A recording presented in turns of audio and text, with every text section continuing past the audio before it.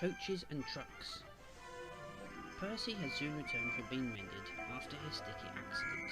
He thanked Thomas and all the other engines for doing his work and soon felt better. Gordon, on the other hand, wasn't pleased to have him back, not after when he and James got into trouble for not listening to Percy's advice.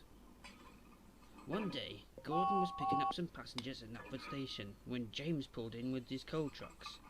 "Watch out!" huffed Gordon. "You'll get my coaches all sooty."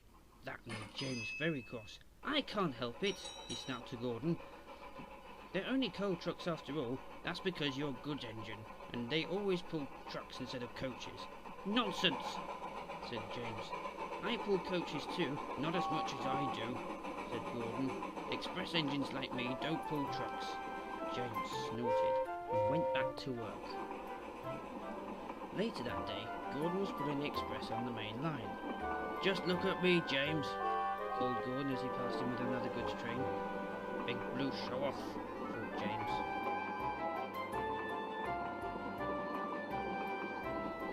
That evening, James was the last engine to be back at the sheds after pulling a late-night goods train. "I pulled nothing but trucks all day," he grumbled. "You'll never get a turn in pulling coaches," teased Gordon. "That's not true, Gordon," said Thomas. "James is a mixed traffic engine and can both pull goods and passenger trains." "Well, I still haven't seen him pulling express for a while," said Gordon, "and I still think he's one of the engines that only pulls trucks." "Take my advice, Gordon," said James. "Go and do something useful and stop showing off just because you're a big engine." "Don't you worry, James," said Percy. "I'm sure you'll get a turn with the express someday, and Gordon will take some trucks instead." "That is never going to happen," said Gordon crossly. "I'm an express engine and I don't pull trucks." James was getting annoyed, and so he went to sleep, thinking how to pay Gordon out. The next morning, Gordon was at the yards when James arrived on another goods train. "These trucks are getting heavier than ever," said James. "I would like to see you pull this lot, Gordon." "You'll just have to try harder," teased Gordon.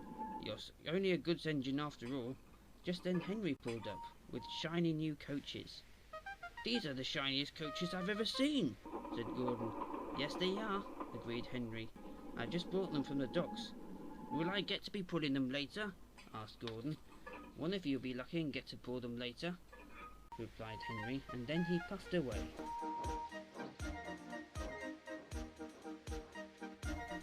"We all know who'll be getting those coaches later, don't we, James?" teased Gordon. "I'm not sure he'll be getting those coaches later," James said crossly, "and I'm not sure if he deserved them anyway," and then he set off.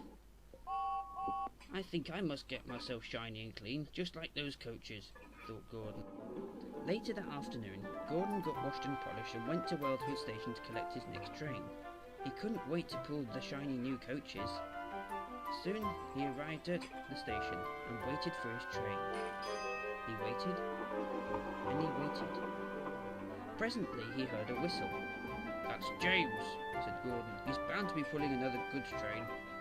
But he wasn't. He was pulling the coaches that Henry had earlier. "Look, Gordon," laughed James. "I got the new coaches. The fat controller says it's your turn to pull the heavy goods train." "What?"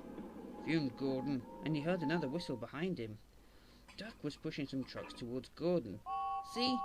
Told you," laughed James as Duck puffed away. Gordon was very cross.